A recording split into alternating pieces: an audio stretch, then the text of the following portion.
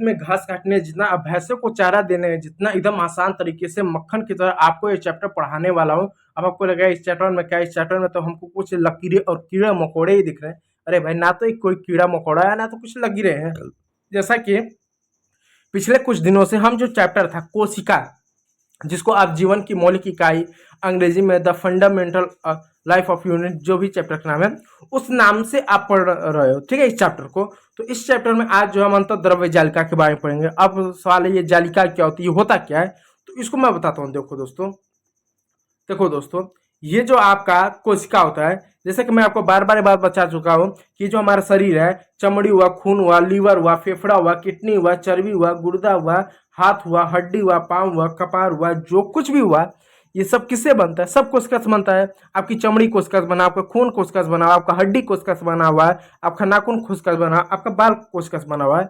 तो सब कोशिका से ही बने हुए हैं। यदि आप कोशिका को देखो, तो अगर मान लो ये कोशिका है, ये मत देखो इमेज, ये देखो ऐसा, ठीक है। मान लो ये अगर कोशिका है, अगर ये कोशिका है, फिर इसके बाद यहाँ पर आपको केंद्रक देखने को मिलेगा। केंद्रक क्या होता है? जो कोशिकाओं की सभी गतिविधियों को नियंत्रित करता है। इसी में डीएनए, आरएनए, जिन सब पाया जाता है। मैंने इसको पढ़ाया है। अब उसके बगल में कुछ इस तरह से झिल्ली नुमा इस तरह से ऐसे संरचना देखने को मिलेगी, जिसको अंतर्द्रव्य जालिका बोलते हैं। अब ये अंतर्द्रव्य जालिका क्या होती, काम क्या होता है, इसको पढ़ते हैं। तो देखो दोस्तों, अंतर्द्रव्य जालिका काम होती है, ये केंद्रक होता है। केंद्रक के बगल में इस तरह से आपको देखने को मिलेगा, जो झिल्ली नुमा इस टेढ़ी मेढ़ी जो संरचना देखने को मिलेगी, इसी को बोलते हैं अंतर्द्रव्य जालिका। तो सबसे पहले जानते हैं कि अंतर्द्रव्य जालिका क्या होती है। इसकी परिभाषा देखिए।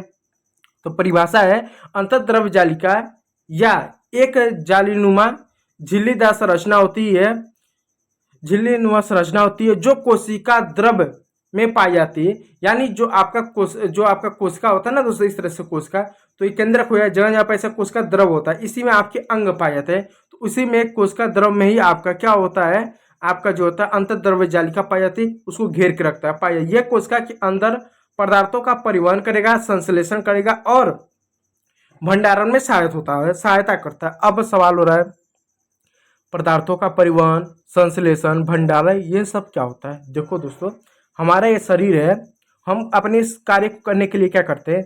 भोजन लेते हैं, कुछ पानी, जल, दूध, इस तरह की चीज़ें पीते हैं। तो वो पूरे शरीर में जब जाएगा तो पहले भोजन पचेगा, फिर उसे क्या छोटे भागों में, टुकड़ों में टूटेगा, फिर क्या होगा, हमारा शरीर के हर अंग तक पहुंचेगा ना। ऐसा ना कि पेट में एक जगह रहेगा, उस ऊर्जा को हर जगह पहुंचेगा। तो एक तरह से ऊर्जा जो हुआ उसका परिवहन होगा, फिर वो ऊर्जा किस रूप में कैसी चाहिए उसका संश्लेषण होगा। संश्लेषण का मतलब होता है जब दो या दो से अधिक चीजें मिलकर जब कोई नई चीज बनाती हैं तो उसको संश्लेषण बोलेंगे। भंडारण का मतलब क्या होता है? किसी चीज का स्टोर होना। तो ये अंतर्द्रव्य जालिका क्या करता है? चीजों का परिवहन करेगा, संश्लेषण करेगा, दो या दो से अधिक चीज मिला कोई नई चीज बनाएगा और स्टोरेज करता है, भंडारण में काम करता है। अब इसको आसान से मैं आपको समझाता हूँ, ठीक है। अभी इसके कार्य को पढ़ेंगे तो आप अच्छे समझ पाओगे कि हमारे शरीर में यह जो कोशिका होती है, कोशिका में अंतर्द्रव्य जालिका की क्या महत्व होता है, ठीक है। सबसे पहले हम जान जाते हैं कि अंतर्द्रव्य जालिका की खोज कैसे हुई, किसने की। तो एक वैज्ञानिक थे जिनका नाम था के आर पोटर। क्या नाम था? के आर पोटर नाम था। इनका पूरा नाम था केथ रॉबर्ट पोटर्स नाम था। केथ रॉबर्ट पोटर इनका पूरा नाम था। तो के आर पोटर जो थे, जिन्होंने 1945 में क्या किया था, इलेक्ट्रॉन सूक्ष्मदर्शी का आविष्कार किया। देखिए, जिन वैज्ञानिक आए या जितने भी वैज्ञानिक आए, जैसे रॉबर्ट हुक आए, उसके बाद ल्यूवेन हॉक आए, जितने भी वैज्ञानिक आते गए जिन्होंने कोशिका के बारे में खोज की, कोशिका से संबंधित चीजों के बारे में खोज की, उन्होंने खोज करने से पहले क्या किया, उन्होंने माइक्रोस्कोप का आविष्कार किया। जैसे रॉबर्ट हुक थे, उन्होंने कोशिका की खोज की। क्या ऐसे कोशिका की खोज कर दिया? नहीं, पहले उन्होंने माइक्रोस्कोप बनाया, तब उन्होंने कोशिका की खोज की। फिर उसके बाद ल्यूवेन हॉक आए। जब ल्यूवेन हॉक आए, इन्होंने इस कोशिका को खोजा, उसमें उन्होंने क्या किया, जीवित कोशिका को खोजा। तो जीवित कोशिका की यदि ल्यूवेन हॉक ने खोज किया तो क्या रॉबर्ट हुक नहीं कर सकते थे? कर सकते थे। लेकिन क्या था कि जो रॉबर्ट हुक के पास जो माइक्रोस्कोप था उतना एडवांस नहीं था, लेकिन ल्यूवेन हॉक के पास उससे ज्यादा एडवांस था। फिर उसके बाद जो आए पुरकुंजे आए, अन्य बहुत सारे लोग आए। तो जो आता गया उस माइक्रोस्कोप उतना एडवांस करता गया, एडवांस पे एडवांस करता गया। तो ये आए, कौन आया? खोज के आर पोर्टर आए तो इन्होंने 1945 में उस माइक्रोस्कोप, उस सूक्ष्मदर्शी को और ज्यादा एडवांस किया। एडवांस ऐसा किया तो उसको इलेक्ट्रॉन माइक्रोस्कोप बना दिया, इलेक्ट्रॉन माइक्रोस्कोप बना दिया और उसके द्वारा अंतर्द्रव्य जालिका की खोज की।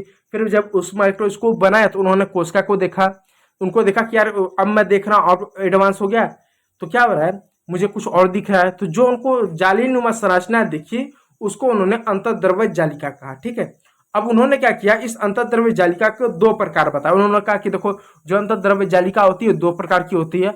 एक अंतर्द्रव्य जालिका जो होती है जिसको चिकनी और जिसको रुद्ध, इसको रुच्छ है, हम इसको आम भाषा में इसको दो भागों में बांटते हैं, चिकनी और खुदरी। चिकनी और खुदरी क्या होता है उसको दिखा दो। देखो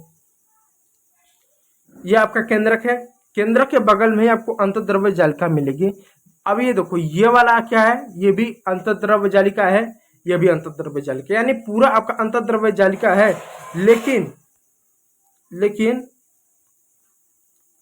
लेकिन ये वाला हिस्सा आपको अलग दिख रहा होगा, ये वाला हिस्सा आपको अलग दिख रहा होगा।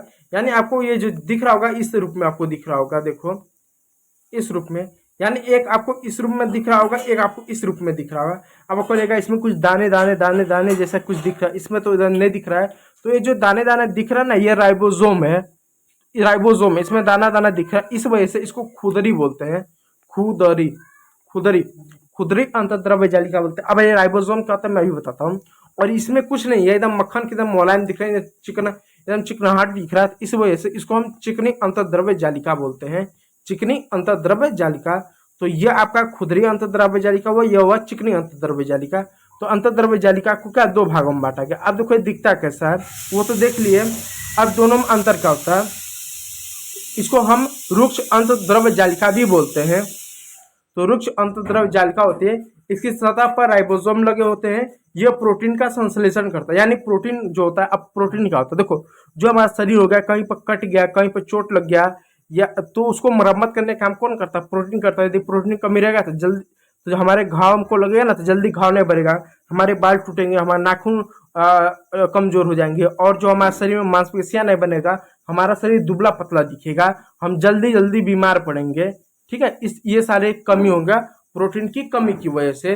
तो वो क्या करता है, प्रोटीन को संश्लेषण करता है, एक नया रूप देता है, एक अपडेट करता है उस तरह से कि अपडेट करने का काम करता है। कौन करता है, राइबोसोम करता है। राइबोसोम को अलग से पढ़ेंगे, ठीक है, जिससे कोशिका उसका उपयोग कर सके। तो देख सकते हो ये कोशिका हो गया, ये आपका खुदरी यानी खुदरी अंतर्द्रव्य जालिका है, और ये चिकनी आपको देखने को मिलेगा। ठीक है, अब देखिए मृदु अंतर्द्रव्य जालिका यानी चिकनी अंतर्द्रव्य जालिका, ये कैसी होती है, इसकी सतह पर राइबोसोम नहीं होता है, यह वसा और स्टेरॉइड के संश्लेषण और विसहरण और कार्बोहाइड्रेट में चयापन में सहायक होते हैं। यानी लिपिड का क्या करता है, ये संश्लेषण करता है, लिपिड का संश्लेषण कर। अब विस्तार में इसको मैं पढ़ाता हूँ, देखो इसको संश्लेषण करता है। ठीक है, अब देखो राइबोसोम क्या होता है उसको जान लो।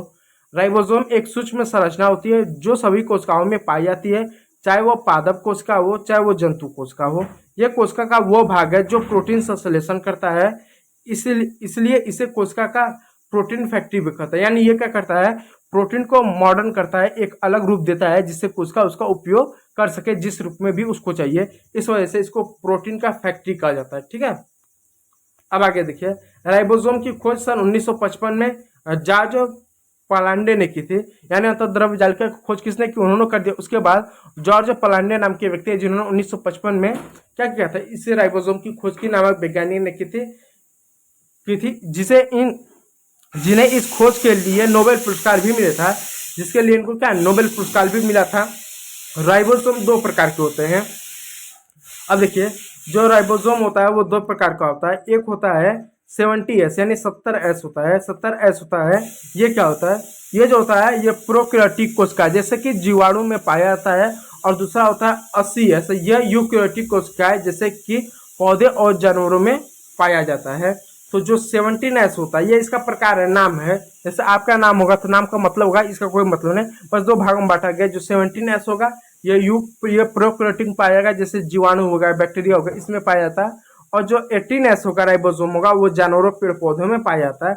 ये दोनों क्या करेंगे, वही प्रोटीन का एक नया रूप देंगे जिससे कोशिका उसका उपयोग कर सके। और प्रोटीन का क्या काम होता है, शरीर में चोट लग गया तो उसका मरम्मत करने का काम करता है। फिर मांसपेशियां जो आती मांस मतलब जो हमारे नए चीजों का निर्माण होता है उसमें मदद करता है।